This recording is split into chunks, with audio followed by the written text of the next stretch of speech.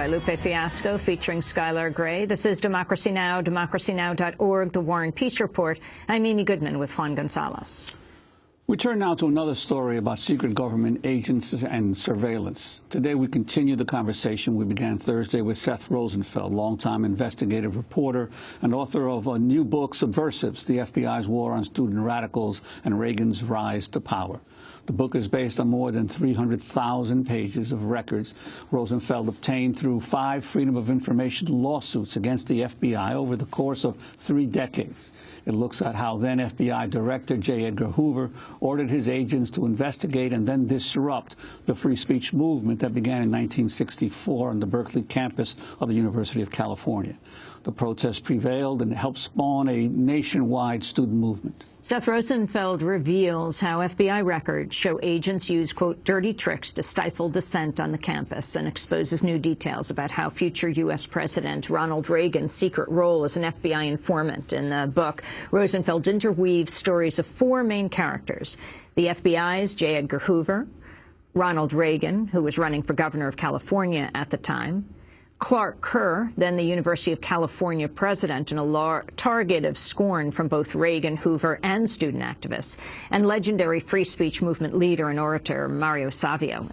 Seth Rosenfeld, welcome back to Democracy Now! When we were speaking yesterday, we left it at Reagan, who is not yet governor, who you have uncovered in a way that has not been revealed before, the level of spying he was doing for the FBI. Yes, in response to my Freedom of Information Act lawsuits, the FBI was forced to release more than 10,000 pages concerning Ronald Reagan in the years prior to his becoming president. And these records show that he was much more involved with the FBI than previously known. He was more active as an FBI informer in Hollywood, reporting on other actors who he suspected of subversive activities.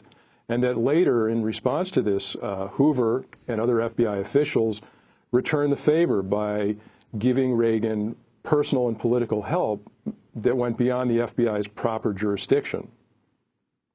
Seth, you also point out how Reagan actively sought to disrupt or divide several major Hollywood organizations that he believed, or had reason to believe from the FBI, were being controlled by communists. Could you talk about some of that? Yes. Reagan talks a little bit about his involvement with left-wing groups in Hollywood and how the FBI opened his eyes to the alleged communist infiltration of these groups. And one of these groups was called the Hollywood Independent Committee for the Arts, Sciences, and Professions. It was a broad-based group that had many members from all different political perspectives. And Reagan, on being informed by the FBI that it was allegedly run by communists, proposed a resolution for this group, and he and other members brought this forward at a meeting of the group. And the resolution was to the effect that the group repudiates communism, and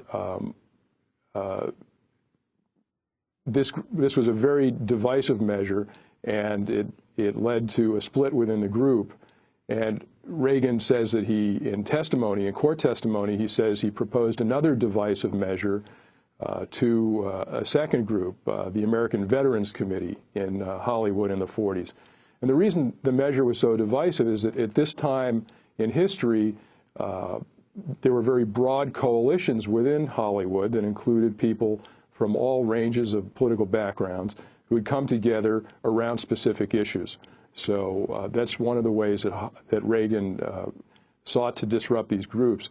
He also states that he took the minutes from one of these groups, the Hollywood Independent Committee. He actually pilfered the minutes, and the FBI records show that these minutes later found their way into FBI files.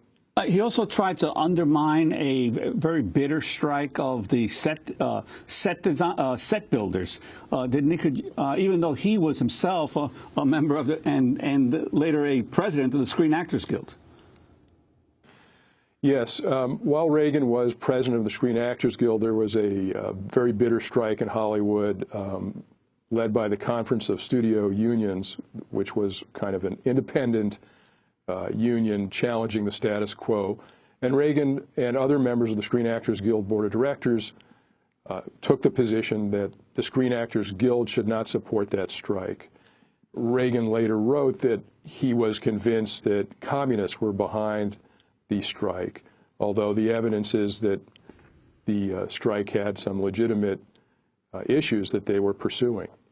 I want to play a clip of a speech of Ronald Reagan when he was running for governor in '66 and spoke out about the free speech movement. There is a leadership gap in Sacramento, a morality and a decency gap. And there's no more tragic evidence of this than what has been perpetrated on the campus at Berkeley across the bay.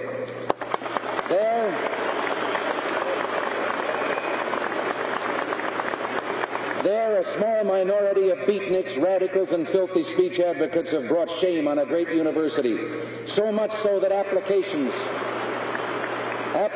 for enrollment have dropped 21%, and there's evidence they'll continue to drop even more. Now, we've all read the press reportings of the report that was handed in by the Senate subcommittee, and its charges that the campus has become a rallying point for communists and a center for sexual misconduct. I've never seen that report. I only know what I've read in the paper about it. But I've had in my possession information that verifies, at least in part, what the press has said about that report. As a matter of fact, I have here a copy of a report of the district attorney of Alameda County. It concerns a dance that was sponsored by the Vietnam Day Committee, sanctioned by the university as a student activity, and that was held in the men's gymnasium at the University of California. The incidents are so bad, so contrary to our standards of human behavior, that I couldn't possibly recite them to you here from this platform in detail. This is not only a sign of a leadership gap, or not the only sign. It began a year ago when the so-called free speech advocates, who in truth have no appreciation for freedom, were allowed to assault and humiliate the symbol of law and order, a policeman on the campus. And that was the moment when the ringleaders should have been taken by the scruff of the neck and thrown out of the university once and for all. That was Ronald Reagan speaking as he ran for California governor. In that same speech, he called for hearings to investigate allegations against professors accused of being communists, and for said faculty should be required to sign a code of conduct. Talk about these files that Ronald Reagan, who then became governor, is talking about. Yes, well, that speech was given in May 1966 at the Cow Palace during the Republican primary.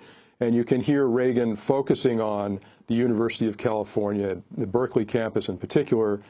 And by this time in his campaign, he has made the campus protest, the free speech movement, anti-war protest, and civil rights protest a major issue.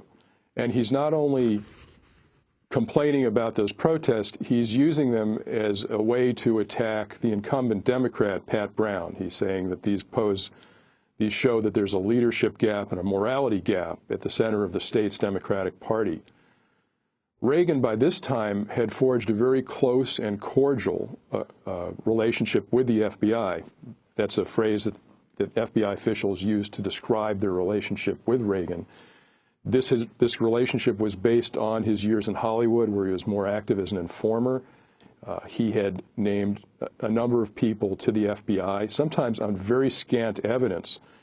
In one instance in the documents, he meets a young actress at a cocktail party, and she comes up to him and says, you know, I have serious concerns about the blacklist. I think it's unfair to people.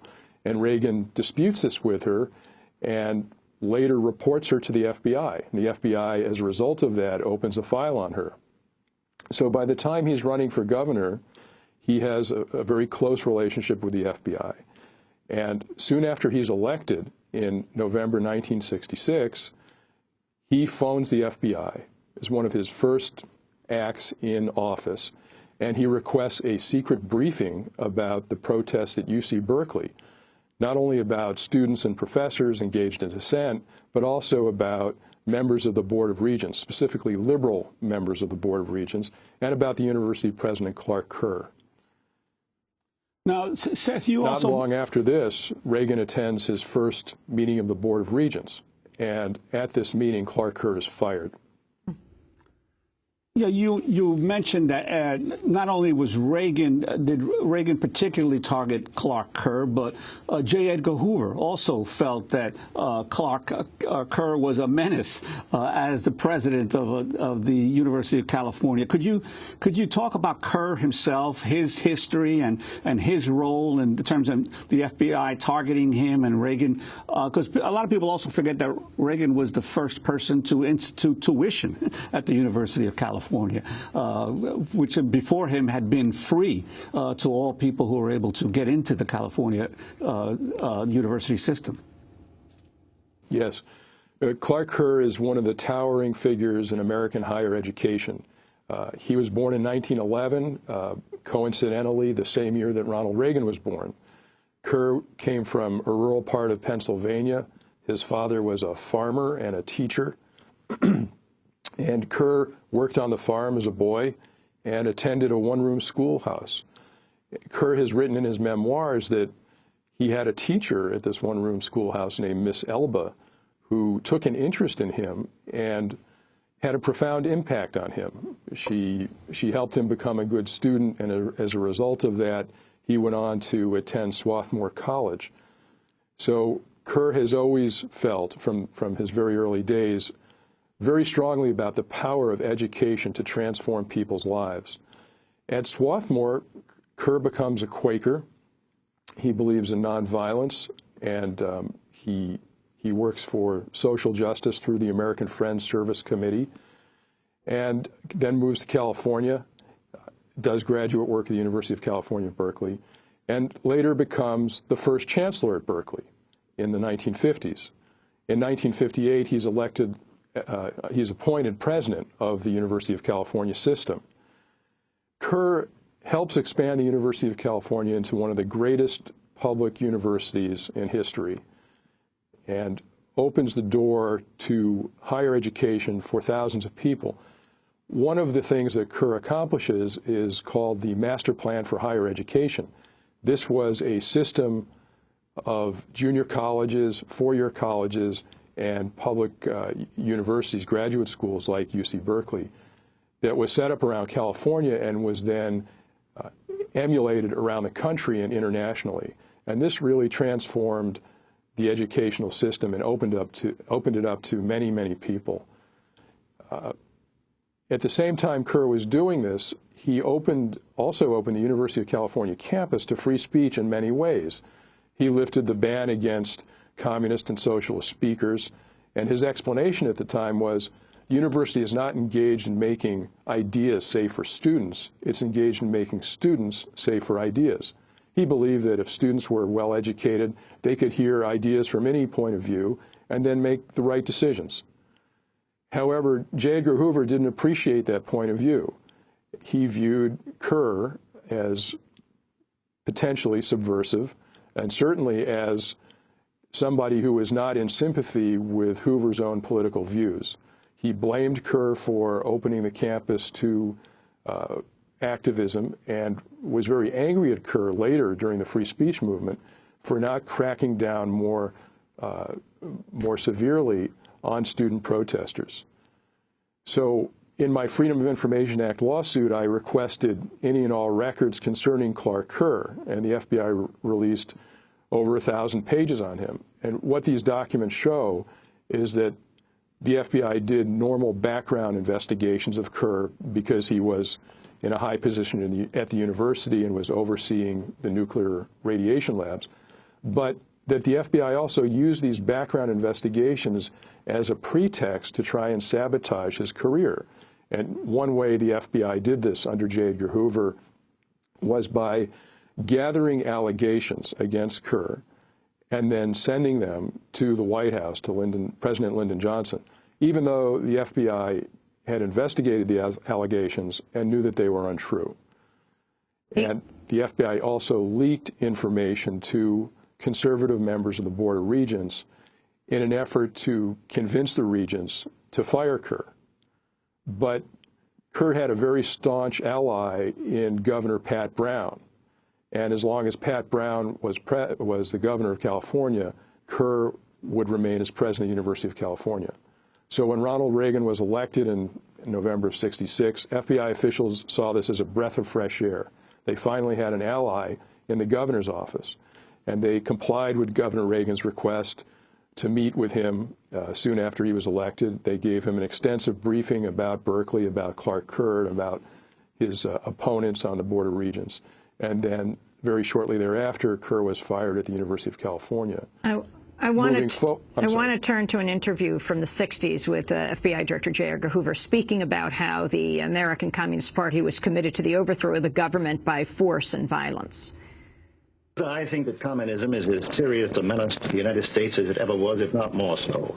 The tendency to judge the strength of the Communist Party by its membership in numbers is fallacious, and I think can lead us into very serious trouble, because today you have in charge of the Communist Party a hardcore, fanatical group of members who are dedicated to the overthrow of our government by force and violence. The Communist Party itself is a part of an international criminal conspiracy for the destruction of the American way of life. So that was J. Edgar Hoover.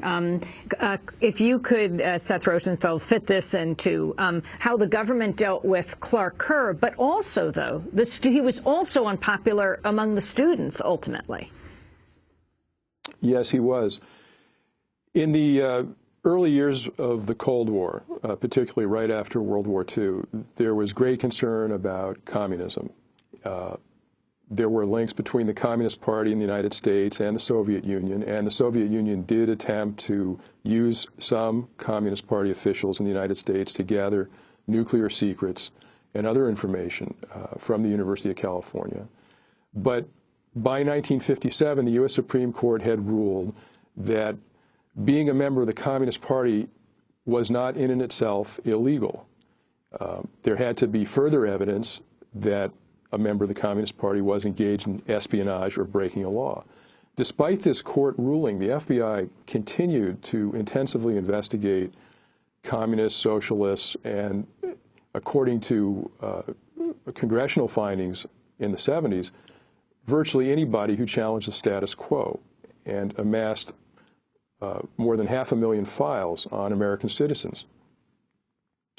So at Berkeley, Hoover was extremely concerned about dissent, and he focused on Clark Kerr and tried to get him fired. At the same time, the student activists viewed Clark Kerr as their adversary. Clark Kerr had, in fact, opened the campus in many ways to free speech. He believed in public debate, but he had not responded quickly enough to the students' challenge in 1964 against a campus rule that still prohibited free speech on campus.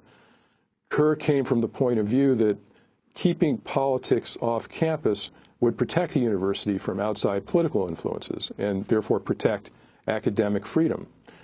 But many of the students, particularly Mario Savio and other people who had been involved in the civil rights movement, saw this rule as an outrageous limitation on their free speech rights.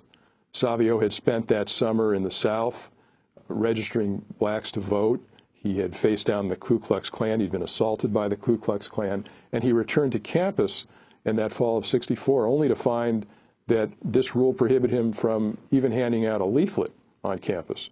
So when Clark Kerr failed to lift this rule, the students came to view him as their enemy. Clark Kerr was really the man in the middle. On the one hand, he had Ronald Reagan challenging him, accusing him of being weak on student protesters. On the other hand, he had Mario Savio and other student activists who viewed him as their enemy. And then behind the scenes, unbeknownst to anybody at the time, was J. Edgar Hoover's FBI secretly working to get Clark Kerr fired, and meanwhile secretly giving Ronald Reagan personal and political help. Seth Rosenfeld, we just have 30 seconds, but what were you most shocked by? I mean, that's a big question to ask for someone who's done this research and gotten so many hundreds of thousands of pages from the FBI and done this research for 30 years. But as you publish this book this week, Subversives, the FBI's War on Student Radicals and Reagan's Rise to Power, what most shocked you? I think what I found most shocking is the extraordinary breadth and depth of the FBI's activities concerning the University of California and its focus on First Amendment activities under J. Edgar Hoover. The documents show that the FBI took techniques developed for use against adversaries during wartime and turned them against people involved in legitimate public dissent at UC Berkeley. And ultimately, my book, Subversives, is a cautionary tale about the dangers that secrecy and power pose to democracy. Well, we want to thank you very much for being with us. The book Subversives has come out this week. It is by Seth Rosenfeld. He was an award-winning reporter for the San Francisco Examiner and San Francisco Chronicle for almost 25 years. Thanks so much. This is Democracy